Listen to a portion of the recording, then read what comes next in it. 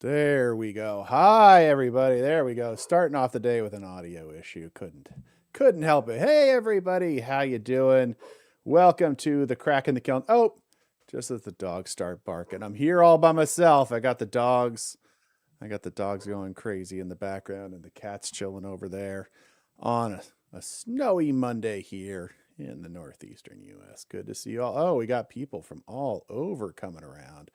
Good to see you. And they're going absolutely nuts. I hope you guys can't hear too much of that. They're cute, but they're loud. All right. Yes, people are filing in.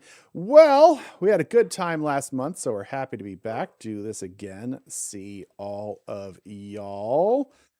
Talk a little bit about bisquing. I want to get into some of the important things to know about bisquing, because I think it easily is one of the most unappreciated, undervalued parts of the ceramic process. Like it seems like it's a thing that everybody does because they think that they're supposed to do it and that they know that they should do it. But I think that people miss out on how much value they are really getting from the actual act of bisquing. That the bisquing in and of itself actually has a lot more to do with how glaze application works, on how our glazes do work, to how to make them better, how to make them more consistent, all of that. And it really just does come down from the bisque. That bisque really is a big deal. And there's a lot more influence on bisque for the way your glazes end up than almost anything else. But also at the same time, there's a lot of effects that are attributed to things like the clay body itself that actually have a lot more to do with the bisque. And so we really want to get into the details of what to know about bisquing, what we think about bisquing, how we bisque, and the value of all of those details and what's going on in the bisque. That's another big one. So we'll talk about all of that today. Before we get into it, a couple of things, of course, off the top. Thank you all so much for being here. We've got, oh my gosh, we've got people from all over. We've got Florida, we've got Idaho, we've got Germany and Canada and Australia and Lithuania. Oh my goodness, it's so fantastic to see you all here. So thrilled to have you all. A couple of things though. We need your support. We can only do these because CMW is independent. It's me and Rose and a couple of other folks that help us do this. But we do need your support to keep doing the live streams, to keep doing everything CMW. So we really need your support. And you can do that in a couple of ways. First and foremost, tell all your friends, tell everybody you know, tell all the Facebooks, tell all the Instagrams, all the social media about us, because word of mouth helps us grow in ceramics. And that really does a massive amount for us to keep doing what we're doing, like all of our things and all of that. But also, we really do appreciate everyone's financial support. Again, it takes money to pay the people that help us and to keep the dogs in those cute jumpers, if anybody saw those on Instagram. Our dogs have armpit problems. They're getting rashes. That's why they got the jumpers, because they're getting rashes from all the salt on the road. So Rose got them jumpsuits or sweatsuits. But no, we do have a lot of things it takes to keep this going. So please help us become a member here on YouTube. That financial support absolutely helps us. Support us on Patreon at patreon.com/ceramics materials workshop. Stop them getting rashes. Oh, she says No to stop the rashes. rashes. No, we're giving them rashes. No, No, more we don't rashes. want So rashes. many rashes. No. Oh, no. She just comes in to contradict me, you guys. That's all she's here for. But yeah, support us on Patreon. That absolutely helps. But more importantly, please take a class from us, buy a workshop, give a gift to a friend. And of course, for all of you, we do have a coupon code.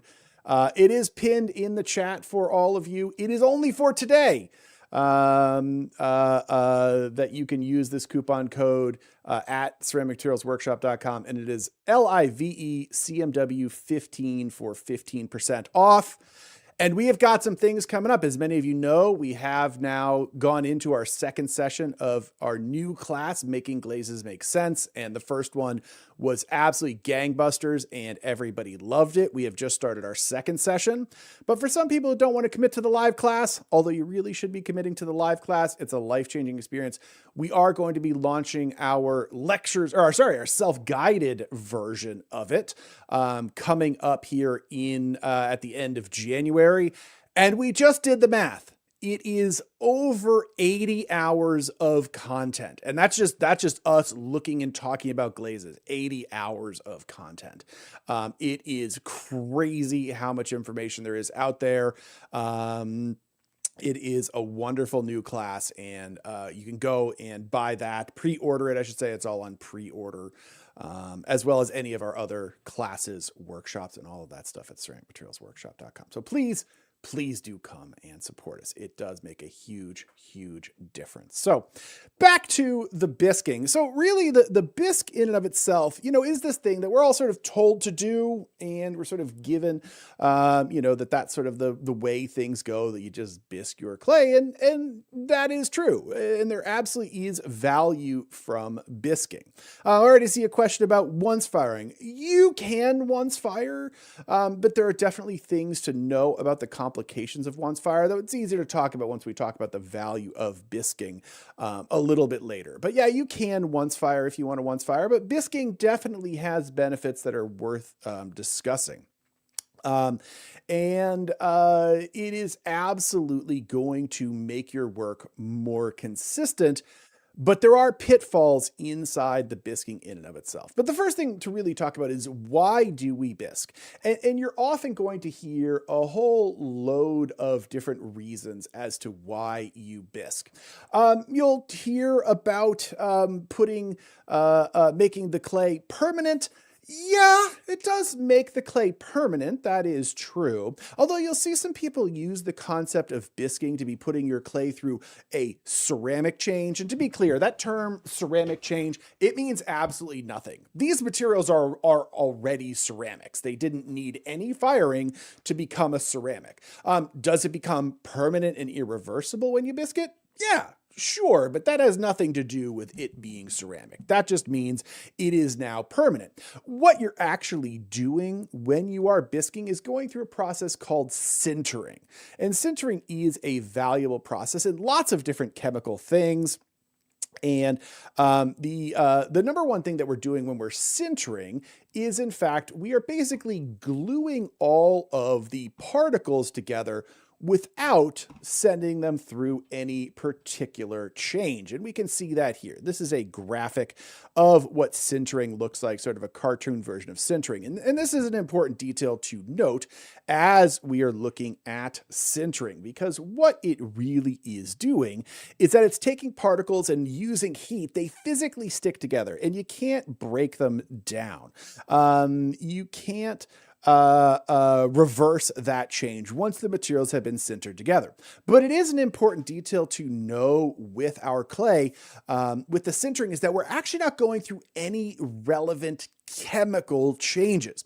When we're glaze firing, when we're firing up to high temperatures, we are going to convert the chemistry of our glazes. Most people are familiar with it from their glazes, but also in our clay bodies. One of the reasons why we fire up to the temperatures that we do is because we are converting our clay bodies into glass and a mineral called mullite. And that happens through the process we call vitrification. Vitrification literally means to become glass.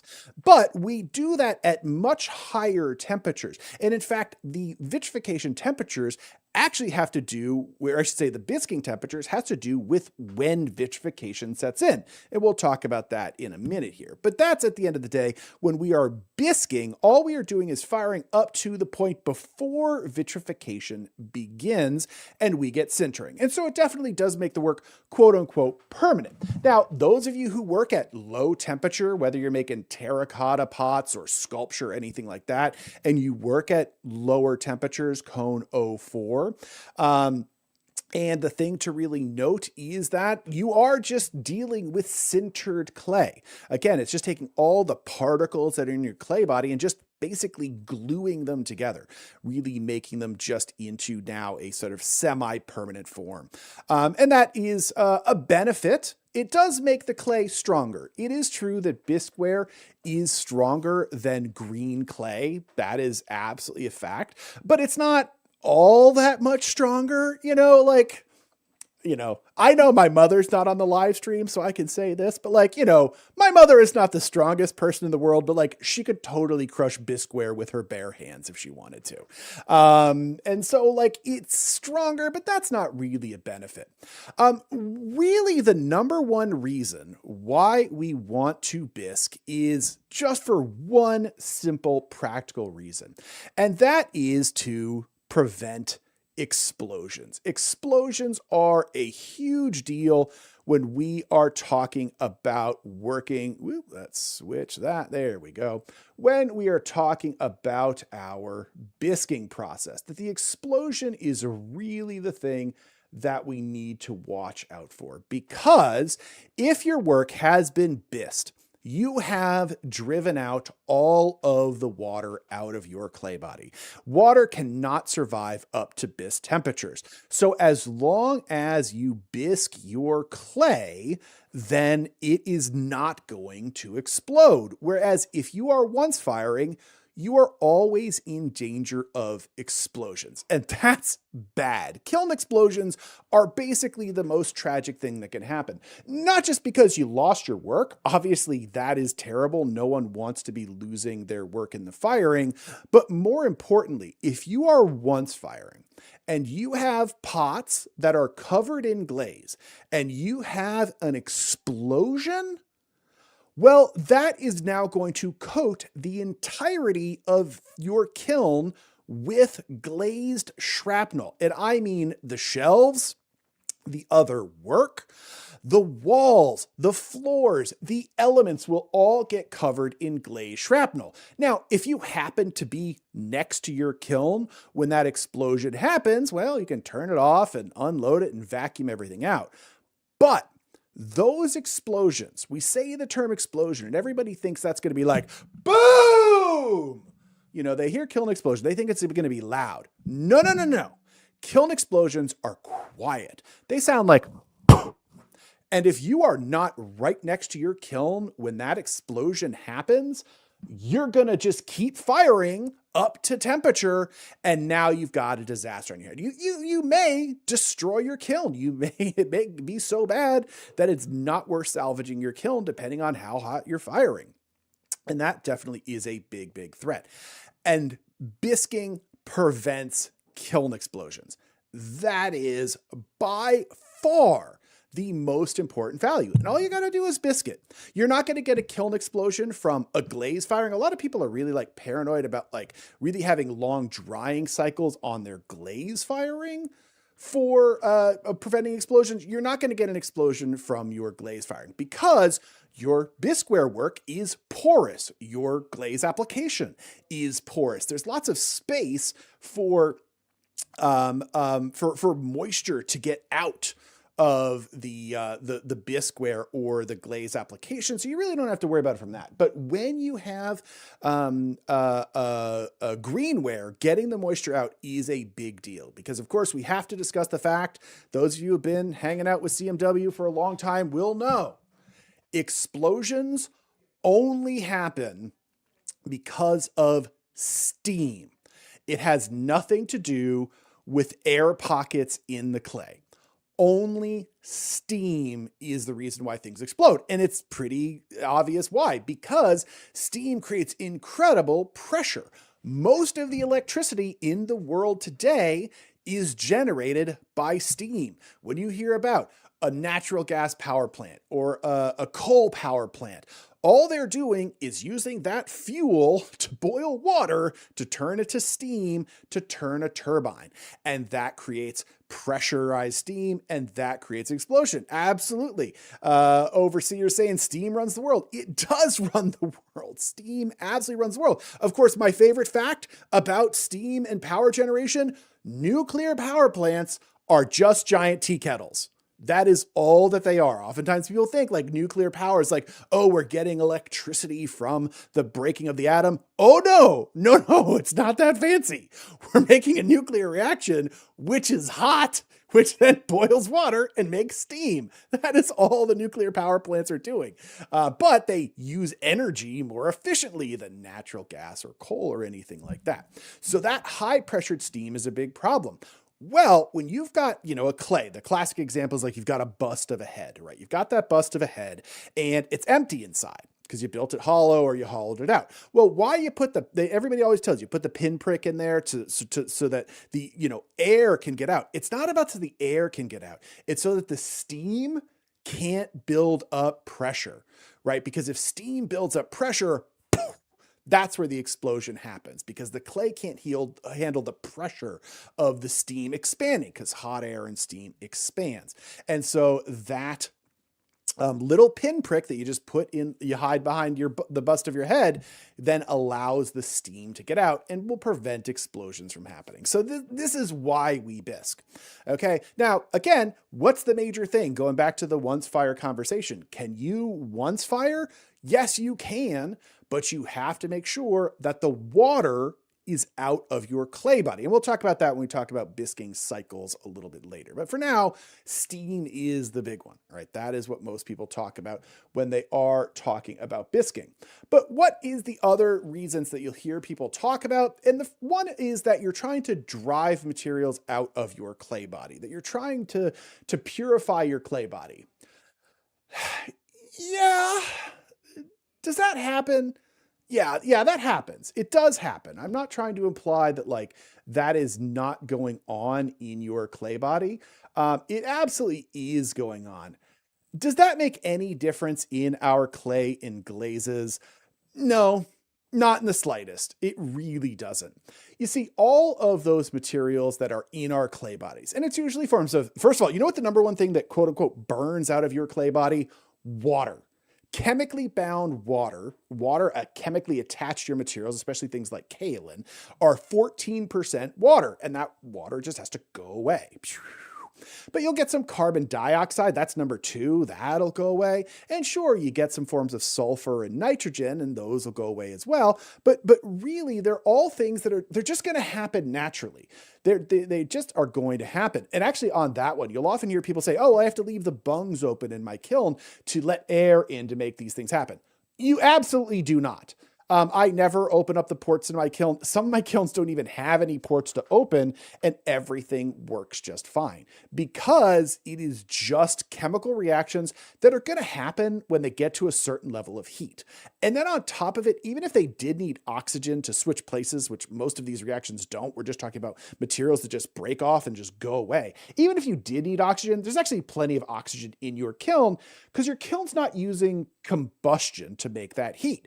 If it's an electric kiln, it's using resistance through the elements, and that doesn't require any oxygen. So there's plenty of oxygen in our kiln, but you don't even need it anyway. The chemically bound water just goes away. The carbon dioxide, it just goes away, right? These are not chemical reactions that need to take place. They are just chemical reactions that are going to take place. And that's the next most important thing. But those are really the 3 major concepts that we have when we're talking about what's going on in a bisque. One, we are sintering it, and that's going to make the work tougher, right? It is going to make it tougher. There is no doubt about it. It's also going to change the absorption rate a little bit. Well, we're going to talk about absorption rate here in the second half, but that does change the absorption rate. It then, again, prevents explosions from happening, which is the reason why we're really bisquing. And then it is going to drive off some things, but they would happen anyway. Even if you're once firing, those same chemical reactions happen, but because your clay body is porous and your glaze application hasn't melted yet, it's still porous. They just out into the atmosphere. They just go away. You're not missing out on anything by keeping those in. And so that is a really important reason as to why we bisque. But before we go any further into exploring what is going on with our bisquing, let's just take a second, again, just to thank you all for coming. Oh my gosh, more people keep coming and keep coming. And so happy to have you all here. And we've got people from all over the world. Oh my goodness, this is absolutely amazing. It is so good to see you all. And we've got some questions about underglaze. We can talk about those a little bit later as we talk about specific bisquing temperatures and all of that. But I do want to please help us. Please become a channel member here on YouTube. Become a Patreon at patreon.com/ceramic materials workshop, or even better, buy a class, a workshop from us. We've got a coupon code for today only. It is pinned to the top comment. Live CMW15 for 15% off all their things at ceramicmaterialsworkshop.com. And please tell all your friends, enemies, social mates, Facebook, Instagram, TikTok, wherever you are. Please tell them all about us, because word of mouth helps us do what we do more than anything. It really is the thing that absolutely keeps us going. So, talking about some of that bisquing process, right? Like I was saying, we absolutely do get things that quote unquote burn out of our clay body. It's not burning out, to be clear. Only thing that's ever burning out in your clay body is, if you've got paper or anything else that's going to burn, literally made of carbon that will burn. And sure, there's a little bit of carbon in your clay body. That's why materials like EPK are slightly brown. There's some carbon in there, but if you've ever fired EPK, it fires pretty white because it just turns into carbon dioxide and it just goes away. It's not a big deal. But I wasn't kidding when I said that we lose most of our weight from things like chemically bound water. This is a very cool graph. This is called a thermogravimetric analysis, a TGA. What this really is that this is a kiln with a scale inside of it. And this gives us a really amazing piece of data, because this actually shows us what's going on in our clays when we bisque them. And what it is super simple. So what we're seeing here, this is temperatures in Celsius. Sorry to all my American friends. I got no love for you. Lord Fahrenheit is in the house today. Lord Celsius. I'm mistaken, because we now have a name for Rose. But we'll talk about that later on the podcast at some point. But Lord Celsius is in the house tonight. So we are talking in C, because it is the right temperature. Go ahead, fight me, American. Fight me. It's the right temperature. But what this shows us is temperature in Celsius on the x-axis. And then this is weight loss or weight gain inside this kiln. So 0% would be no weight loss. So we see 0% right here. Let me go bigger on this one so y'all can see this. Except this is going to make me do this. Come on, 1 second. There we go. And then let's switch this. You can see this big. There we go. So what do we see? We see 0 degrees here. 0 weight loss. And then what we see is this blue line. And this is the weight of the kaolin in this firing. So what we see is at the beginning, loses a tiny little bit of weight. That's some water. That's some water, physical water attached to this kaolin. So it loses a little bit of weight with the water. And then essentially we get a flat line going all the way up to about 400 degrees Celsius. Not much has happened, or about 450, I should say. And then all of a sudden, we lose a massive amount of weight. All of a sudden, this clay loses a huge amount of weight. In fact, it loses about 12.5% of its weight. And that's between 450C and 750C. And there we go. We've got some nice people doing temperature conversions in the chat. So go to the chat for the Fahrenheit answers for all y'all. And then past 750C, we essentially have a flat line again. We don't lose any weight. Well, what is going on is that this is calcining. We are driving off all of those things in that clay mineral that get driven off. And we can see we're losing 12.5% of the weight just in chemically bound water. We have chemically bound water. The recipe for kaolin is Al2O3, 2SiO2, 2H2O. And then we end up with Al2O3, 2SiO2, plus H2O as a byproduct. It is now broken off. It's a completely independent thing. It's gone from chemical water to physical water. And that's going on with our clay. And that's really what we care about. That's where we are going to lose most of the weight in our bisqueware. Although, you know, what's hilarious about our bisqueware is that we lose a bunch of weight, but what we don't lose is all that much mass. We don't lose, or sorry, all that much, we don't get any shrinkage, but we'll look at that here in a second. But in fact, we can talk about what we know from our clays through a scientific concept called LOI, which is loss on ignition, which is literally how much weight does your clay body lose during the firing. And we talked a little bit about this last time in our Cracking the Kiln live discussion, where we were looking at our commercial clay profiling project. And those are all available for free at ceramicmaterialsworkshop.com. And again, this is a public service we have done for the community, offer them up for free so you can see what your clay bodies are really doing. And this we think is a huge, huge deal. Well, one of the things that we track in our commercial clay profiling is LOI, loss on ignition. How much weight does your clay body lose when you fire it? And here's some LOI graphs for a porcelain. Well, what do we see here is that at room temperature, 20 degrees C is roughly room temperature. And we see that we've got our full weight, 0% means we haven't lost any weight. And then we go all the way up to 626C, which is cone 020. Super cold, basically the lowest cone. I think 022 is actually the lowest cone we can get to. But at 626C, we have lost 6% of the weight here. 6% of the weight. And that absolutely is a huge, huge weight loss up to cone 020. But we're not even at cone 08. We're not at cone 04. 626, cone 020, we've already lost the vast majority of the weight that this clay is going to lose. Well, that's the graph on the left. As we look on the graph on the right, I'm just zooming in between these two red bars so that we can see what's happening between cone 020 and cone 10. And what do we see is that there's not a heck of a lot of change, because going up, we do see that we get a little bit more loss. And this graph looks rather extreme, but I'm going from 5.8 on the bottom to 6.8 on the top. So this is just compressing 1% loss out to to the entire range. So it looks big, really small rise, because this graph here on the left is the same as this graph on the right. We're just showing part of it. What we see is that from cone 020 to 942, which is cone 08, we then lose another 0.5%.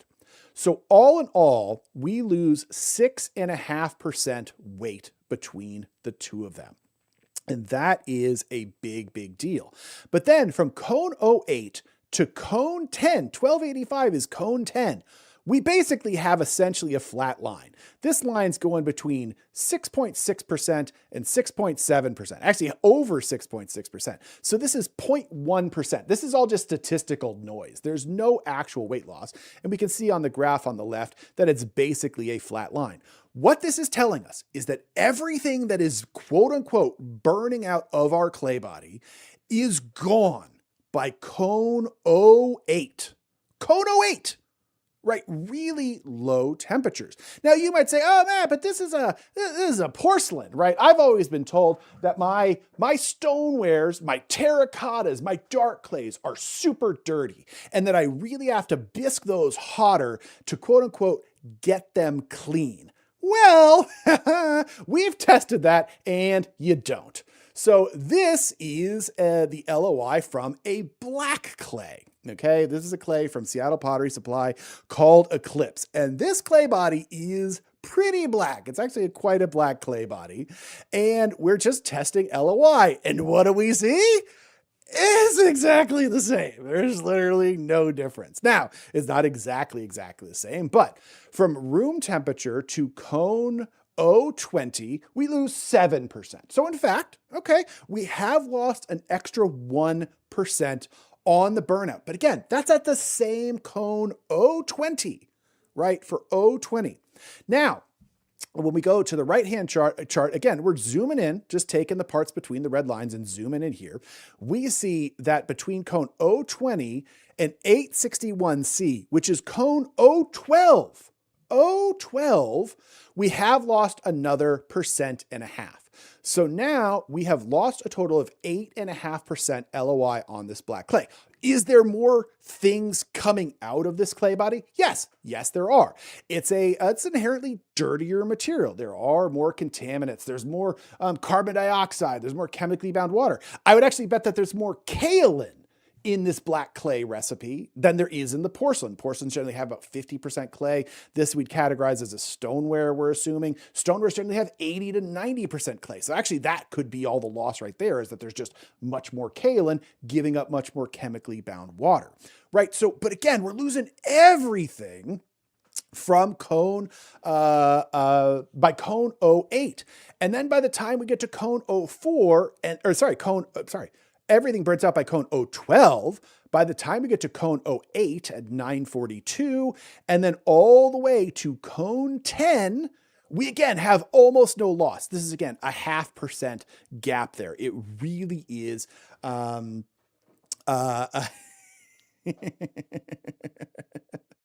we'll talk about that. Overseer just had a comment. We'll talk about why the commercial glazes are better at cone 04.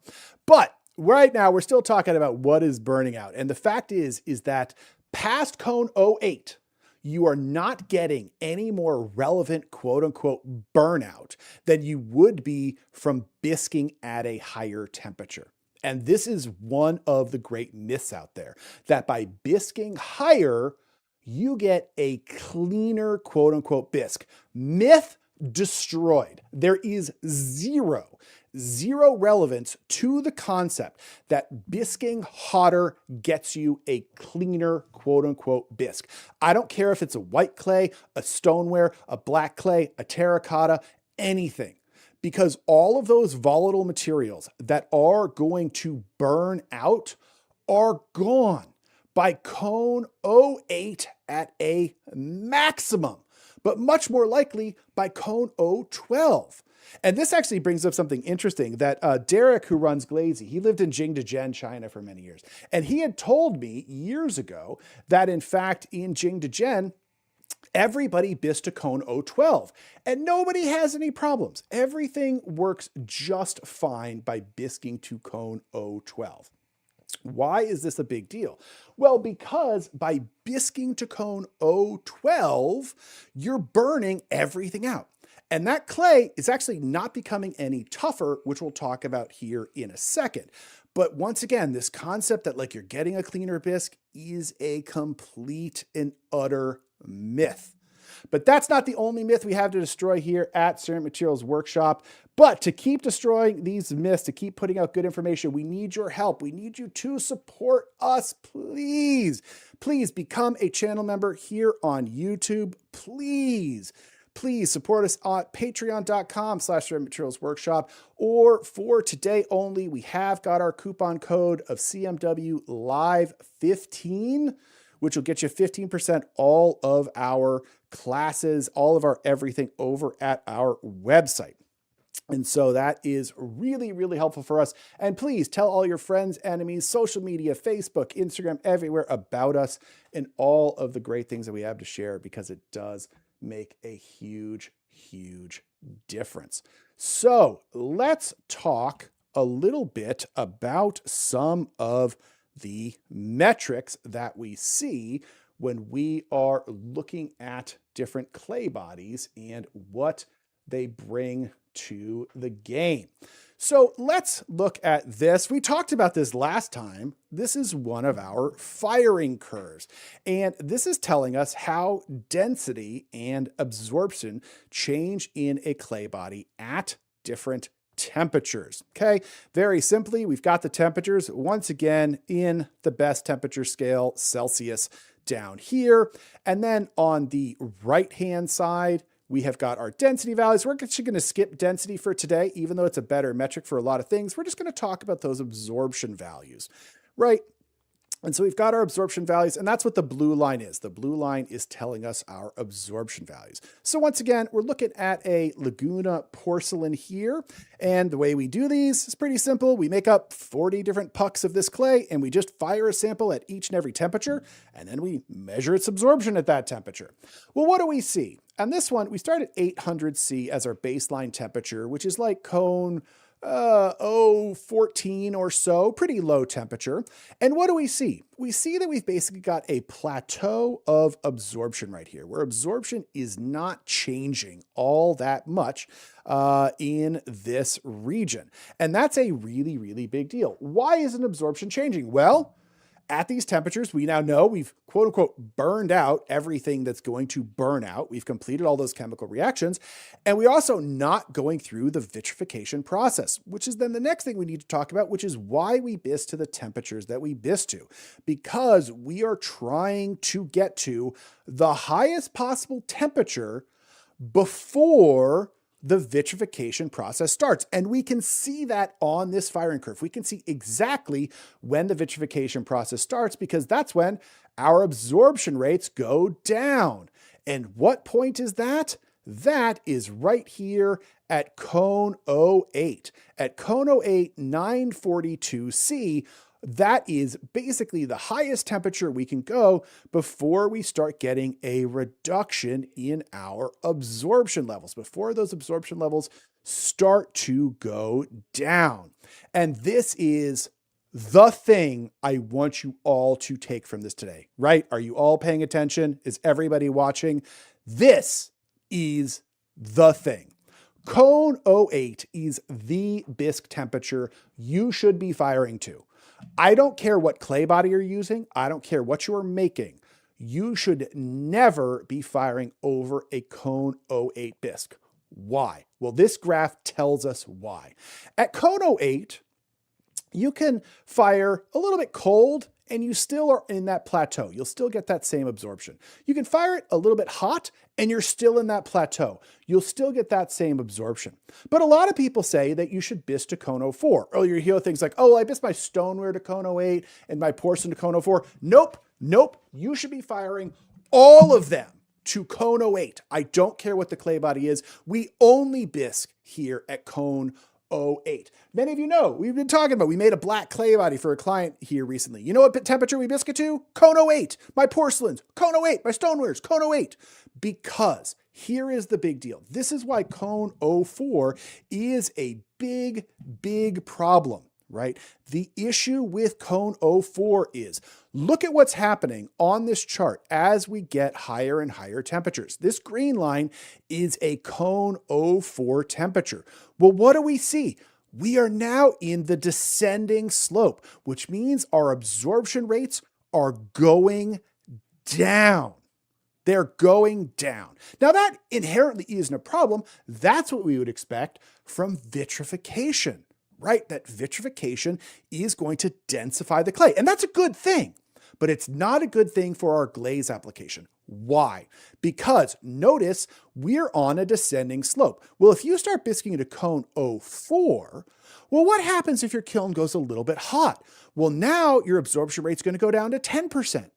And what if your bisque is a little bit cold? Well, then it's going to go up to 14%. Now you might say, 2% here, 2% there. What difference does it make? I'm going to show you in a second. It makes a huge amount of difference. And that's a huge crisis. And you know why this is an even bigger problem? You know what's never at cone 04 at the same time? Your kiln.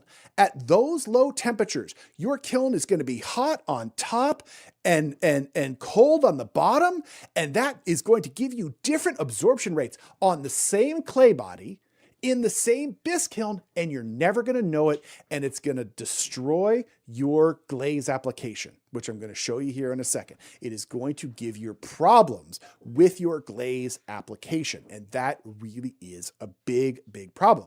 But we can even see here on this one, cone 08, I have a 19% absorption rate. Cone 04, 7. I lose 7% absorption, which again, might just sound like a number. That is a massive number. If I bisque to cone 08, goes a little bit hot, I'm still at 19%. goes a little bit cold, I'm still at 19% because I'm in that plateau. I am in the safe zone where my glaze application is always, always, always going to be exactly the same. And boy, that glaze application, that is such a huge variable that we need to be aware of.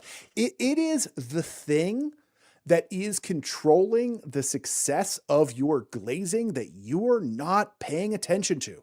It is the reason why the glazes don't look like the picture. It is the reason why it feels so frustrating to glaze, because you will absolutely get a different coating of glaze if you have a variable absorption rate versus the same absorption rate. It is the thing that makes an absolute difference.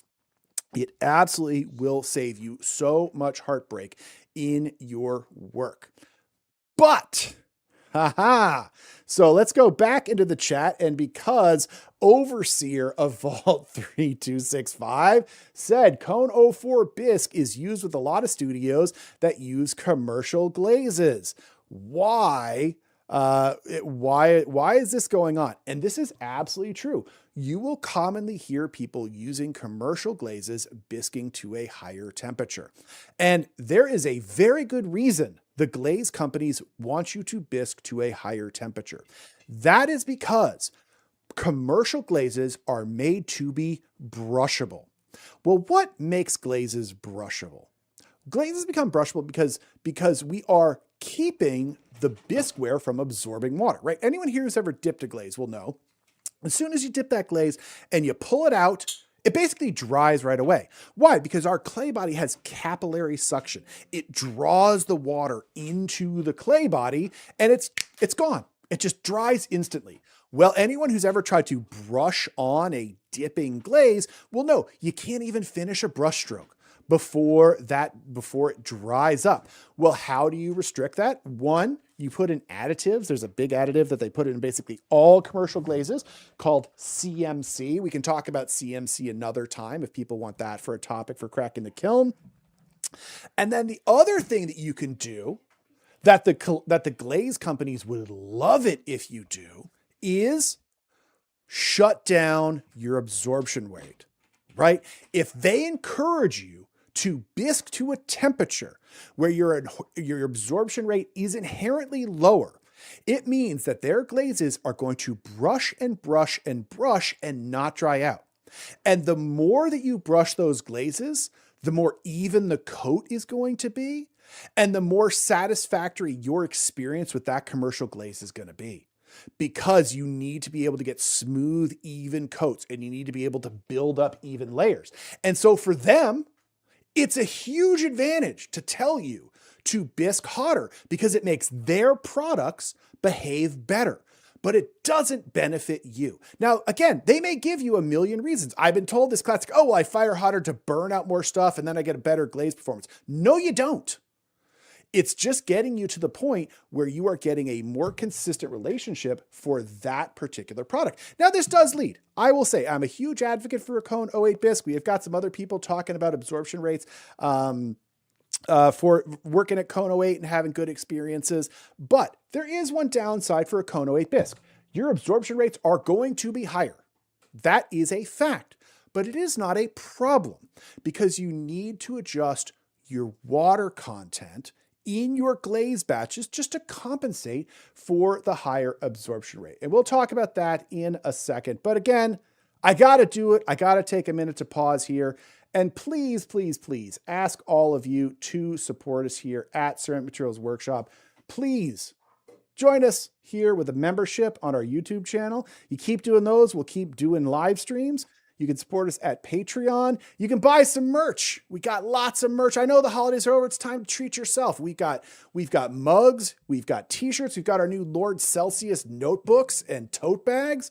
We've got pins and t-shirts and all sorts of stuff. But we do have, of course, the announcement that we are about to launch the self-guided version of Making Glazes Make Sense. If you can't get in there for the full class, you absolutely can join us for the full version of our class over at ceramicmaterialsworkshop.com for the self-guided version of Making Glazes Make Sense, and use the coupon pinned in the chat, CMW Live 15, for 15% off today only. Speak now or forever hold your peace. Come and grab it. Please help us keep doing what we are doing, because it absolutely is the way to allow us to keep going crazy, making your studios better. So let's talk about what happens with absorption rate. This is a series of test tiles. I love this one. This is some of the great stuff our students can do. This is from one of our students, Jessica Rich, and this is one of my favorite examples of why your Bisque temperature and your absorption rate matter. So this is a glaze that Jessica had in her studio. They called it Rutilodon. And this glaze was known for this tile here in the center, where you got this really cool sort of blue purple phase separated effect. And it was really, really wild. And this was absolutely an important glaze for the studio. But the rumor around the studio, what everyone said around the studio is, oh, you can only use Rutilodon on the chunky stoneware. It doesn't work in the other clays. And everybody thought, oh, well, it's the stoneware. There's got to be stuff coming out of the stoneware that's changing the chemistry of the glaze, right? Well, guess what? There isn't. Maybe we'll talk about that if we get another chance. But they could not get the glaze to work on porcelain. They could not get it to work on any of the other clays. And I said to Jessica, okay, awesome. Awesome, awesome, awesome. This I want to test. I want you to take your porcelain, the glaze or the clay body everyone says this doesn't work on. And I want you to take that clay body and I want you to do different dip times, different application times on that porcelain. And that's what we see over here. So on the lower right-hand corner, the lower left-hand corner, all the way on the tile, all the way on the left, we have got a single dip. And you can see it kind of looks like an oatmeal, right? Thin glaze application doesn't look great. And then as we get to two dips on the upper right-hand side of the left-hand tile, it's starting to change. All of a sudden, the oatmeal is starting to break up. We're seeing a little bit of that blue coming behind. Then on the second tile, this is 3 dips on the lower left, and that oatmeal's starting to go away. And then this is 4 dips on the upper right on the second tile, and all of a sudden, now it looks like the glaze did on the chunky stoneware. Why? Why on earth were we able to do this? Because it is not about anything coming from the clay body. It is about the absorption rate of that clay body and how thick of a coating you are getting from that clay body with that glaze. Because each and every clay body in your life has got its own absorption rate. And by changing our application to compensate for the absorption rate of that clay body is going to change how thick or thin that coating is going to be. This Rutilodon glaze needs to be thick. And they were only getting that thick coating on this stoneware because the stoneware has a pretty high absorption rate. To compensate for it on the porcelain, we had to apply for longer, even though it was the same clay body, the same bisque firing, the same bisque temperatures, the same glaze with the same amount of water, that they were able to get it to work by simply applying for a longer period of time. This is why a 3-second dip on your porcelain is never going to give you the same application thickness as a 3-second dip on your stoneware or whatever 2 clays you may use. You could even have 2 porcelains and they're going to have a different application thickness. And let me show you that with some data, because we look at all sorts of different clays. And here is the data from a couple of different clay bodies and looking at what are their absorption rates at a cone 08 bisque. What are their absorption rates at a cone 04 bisque, right? So this is that first one we were looking at, that Miller porcelain. At cone 08, we had a 19% absorption rate. At cone 04, we had a 12% absorption rate. This is Coleman porcelain, another porcelain. Don't assume all porcelains are the same. The Coleman porcelain at cone 08 had 16.5%. At cone 04 had 14.5%. A third porcelain, Continental, had 21% at cone 08 and 17% at cone 04. And then this is B-Mix, which is a stoneware-ish whatever. And that we get 16% at cone 08 and 14% at cone 04. But that cone 04 is even more dangerous because, as we've said, that is a variable that comes into play, right? That is going to be the thing that you need to be wary of, because if you bisque too hot, it absolutely will change. This will not stay consistent because, again, we're looking at these graphs. So this is looking at Lagoon. This is at the B-Mix, right? This is B-Mix curve.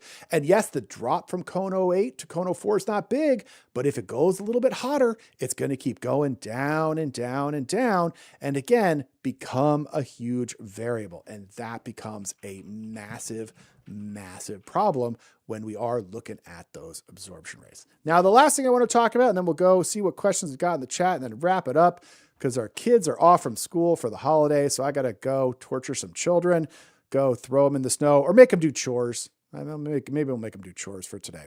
Is the last one I want to talk about is the concept that glazes chemistry are influenced by clay bodies. And this is another one where I say, au contraire, mon frère. Not particularly. These are some images from my mentor, Dr. Carty, and he was looking at something fascinating. He was looking at this concept of how does clay body chemistry transfer into glazes? Because this is the thing you're always told. Oh, well, when you've got a clay body, its chemistry is going to sort of weep into your glaze, and it's going to change the chemistry of that glaze. Yeah, no, not so much. Make them do the reclaim. That's not a bad idea. But what these are, what is so fascinating is Dr. Carty is looking at the clay glaze interface, the place on a clay body where the glaze and clay body meet. And these are SEM images, scanning electron microscopy, which is super high powered microscope. And then on top of it, the colors are showing us different chemistries. And what we have going on here is this dotted line on this image on the upper right-hand side. This is where the glaze and clay body started. Okay, so this was the actual interface. Well, what's happened is we can see that the glaze melted into the clay body and not the other way around. Everybody assumes that the clay body's dumping material into the glaze. No, the glaze is melting the clay body and it's staying right there. And how do we know? Well, you notice how everything here is pink? Pink indicates calcium in this glaze, or in this material. And you know what has calcium in it? The glaze. You know what does not have calcium in it? The clay body. We don't put calcium in clay bodies, but we put it in our glazes. And so what this shows is that the glaze melted the clay body and not the clay body melting into the glaze. And so any changes that we're seeing have nothing to do with this concept that you've got chemistry transferring. You're not transferring chemistry. Why do glazes look different on one clay body and another? And the number one is what we were talking about before. You are getting different thicknesses of application, and that is going to change glaze's performance. But it is not about changing the chemistry. Just like we saw from that Rutilodon, all that we needed to do to change that glaze, to make it into something else, is to change the application thickness, because there are lots of glazes that are going to be different with different thicknesses. And we'll talk about that another time. That's like 3 different crack in the kilns, maybe 5 different crack in the kilns to talk about that. But it is about the glaze thickness and not about some magic transfer. Again, it doesn't matter. We got here a dark stoneware. The glaze is still performing the same. The porcelain, the glaze is still performing the same. It is not about any of those types of things. It is all about the thickness, and the thickness is going to come from the absorption rate of your clay from your bisque temperature and how you apply it, how thick you apply it. So good stuff with all of that. So a couple of questions coming through from here. So going back early on, Kevin was asking about the once firing. Can you once fire? You absolutely can once fire. What do you need to know about once firing? Well, going back to absorption rates. Once fire absorption rates are generally going to be kind of low, right? You're going to be usually around 10%. That is going to affect the thickness of your glaze application. That absolutely will be a thing, and you need to compensate for that and know how to do it. Next, when you are once firing, you have to make sure that that work is dry, because the work will still explode, right? And so make sure that work is dry. And if you don't let the work dry, it is going to be a massive, massive problem. That's where you're going to get explosions. And then other than that, that's about it. It really is not all that big of a deal as to the once fire versus the bisque wear. But bisquing is an insurance policy, and that's why we do it. And I think I encourage you to do it. That definitely is a thing to watch out for that difference between the bisque and the unbisqued clay. As far as once firing. And I one of the things to know, Fiesta ware. Do I have? No, I don't have Fiesta ware mug on the table. I just have my Mount Washington pottery, my giant mug, my teaching mug with my mint tea today. But Fiesta ware, the largest dinnerware maker in America, they once fire because bisquing in industrial settings takes up more kiln space and more storage space, and they don't have the ability to do it.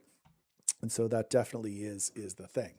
So we talked about, using the commercial glazes. They're going to encourage you to do it. That definitely is the lower absorption rate gets you better application. Again, maybe CMC is something worth talking about in the future, cracking the kiln, because that is definitely a thing.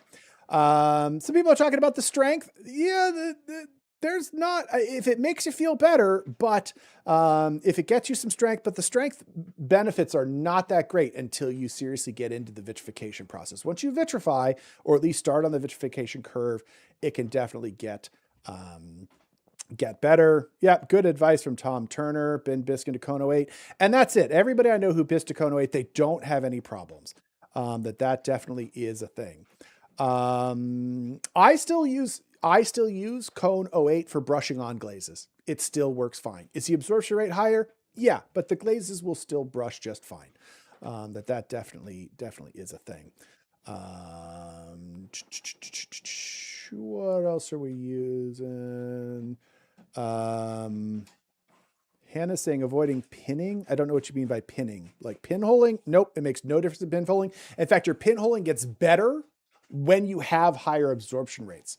Because we can talk, well, pinholing, that's a whole other, that's 18 cracking the kilns. But if you're talking about pinholing will get better with a low bisque. That's a myth. In fact, I've had tons of students who have switched to lower bisque, and they all report that the pinholing goes away.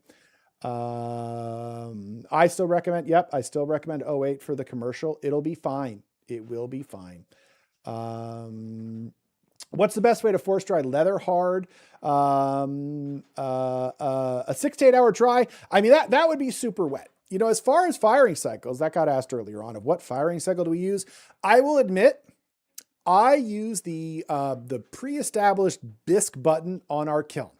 I only bisque to Cone 08. And I don't love the firing cycle. We can go through firing cycles another time, because I've got the bisque firing all graphed out. Their firing cycle's a mess, and it's kind of stupid. But the only reason why I like the pre-established bisque button on my kiln is that in the settings, before it starts, it lets me just plug in the number of hours I want to dry for. And if I wanted to do it on a manual kiln firing that I wrote, you have to go deeper into the settings and change everything and then go back and forth, and I'm too lazy for that. But on the pre-established bisque, you can just hit bisque, and then hours of drying is right there.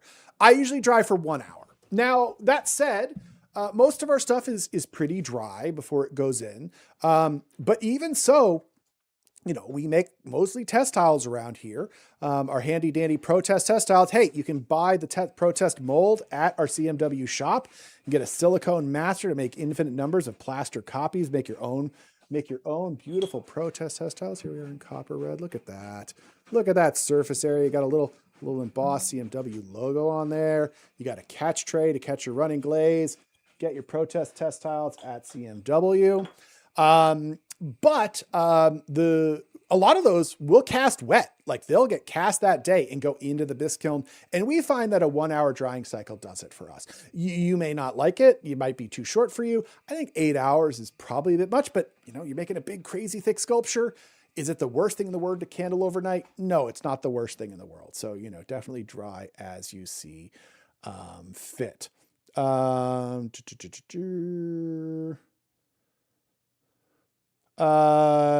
Mage is using a clay body.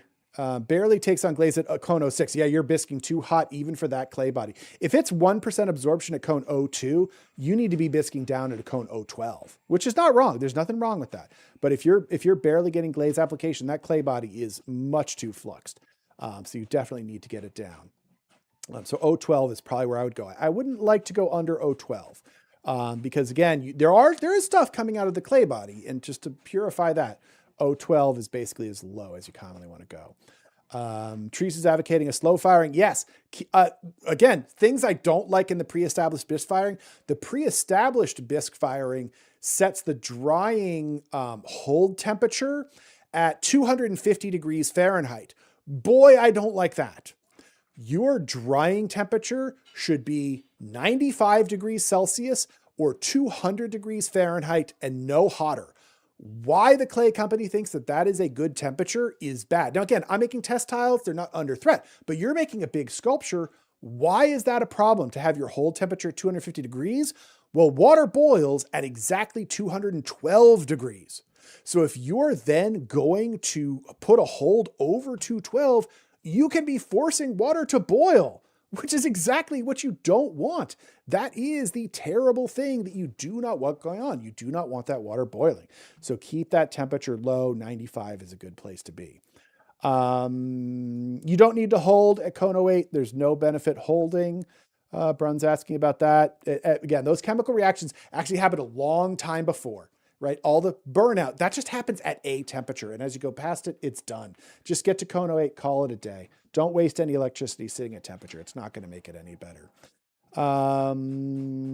So some people have caught on. The one thing is, yes, iron-bearing clay bodies will leach iron into the glaze. That is the one material that will go from the clay body to the glaze. But that's a longer conversation for another time. So, yep, that is a thing. That's why this clay body has spots, because the iron nodules leached from the clay body into the glaze. That's what causes spotty body. Mark's asking for recommendations for clay bodies. I don't make recommendations. I think I mentioned that last time with the last crack in the kiln. I'm just there for the data, you know, and I think it's important for us not to make recommendations because another reason to support us.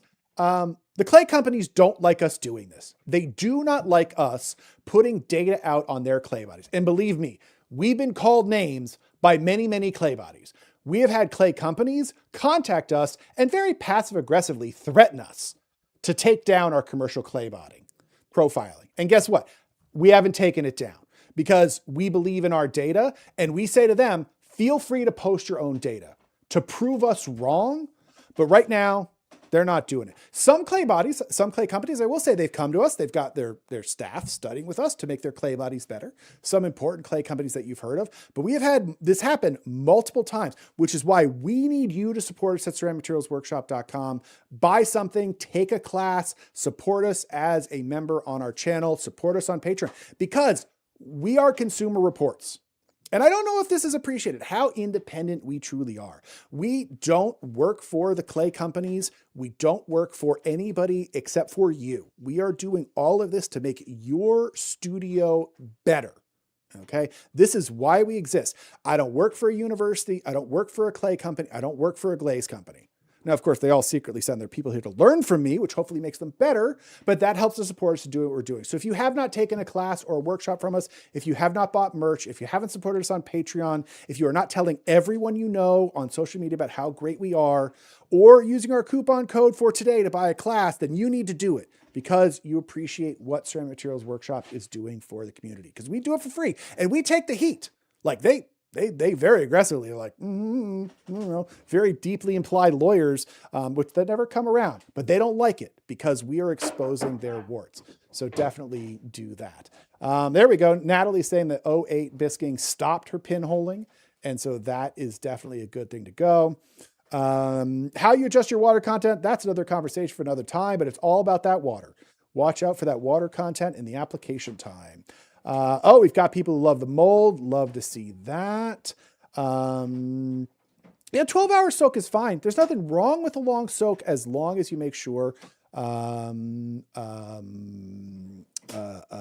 that that's the case. Where to learn about the iron? We talked about that in Making Glazes Make Sense. That is in there. And in our Advancing Glazes course, we talk about all of this stuff. Can a fast firing cycle cause warping? No, but that's another conversation for another time. And in fact, faster firings are going to minimize warping. Again, anti-conventional wisdom, but that's what you hear at Ceramic Materials Workshop is everything they teach you is wrong. I love the ceramics community, but it is so full of myths and rumors and things passed down. And actually things like the rates that we fire at actually make warping worse. And we need to either be doing our glaze firings much faster or much slower. Maybe that should be another topic for a future crack in the kiln. Maybe we'll talk about that later. Oh no, I don't have any Aussie clay bodies. We're not accepting them right now. I said last time, it takes us years to do this clay body profiling. And so we open up windows when we accept clays. If you want a clay body profiled, you know where we get our clay profiling samples from? Our Patreon members. Those are all submitted by our Patreon members, sent to us when we put out a call for materials. So if you're not supporting us on Patreon, can't profile your clay body. Not going to happen. So definitely support us on Patreon for that. That's where we call out when we are looking for new clay bodies to analyze. We've got great people saying how much they love the classes, and people learning so much from their first hangout. That is so wonderful. Well, I think we will leave it there for now. The children, they're crying because their tablets are suddenly going to be unoccupied. I know it's terrible for them, but it's the holiday. What's the point of having children if you can't exploit child labor? Or at least make them clean their rooms and do their laundry. All right, well, we will leave it here for today. Quick, we've got a last poll here to talk about what our next one will be. I'm not sure when the next one will be. We'll put out the announcements. You know what? I'm not going to tell you when the next one's going to be. Make sure you're on our mailing list and on our social medias. That's where the announcement will go out. Can't hear it here. Got to make sure you get on our mailing list. But once again, thank you all so much for coming by. I hope you're a little bit smarter for your time here today. Hope we helped shine a little light on your studio. And we'll see what we talk about next time when we come back for Crack in the Kiln. As we said, we have got our 15% off coupon for today only. For all of our things at ceramicmaterialsworkshop.com. The self-guided version of Making Glazes Make Sense goes up at the end of January. We also have our April session of Making Glazes Make Sense. So that is coming. All of our workshops, all of that. Please tell everybody you know about us. Please shout from the mountaintops. Subscribe to our newsletter, subscribe to our Patreon, become a member here on YouTube. Anything you can to support us makes a huge difference for us to keep bucking the trends. I'm not pimping for a magazine. I'm not pimping for a clay company. I'm not pimping for a glaze company. We are doing this to make your studio better. And I hope we are helping you do it. And so I hope you can help support us to support the community. It really does make a huge difference. So for now, I think we're going to leave it here. So I'll catch you all in the next one. Take care, everybody.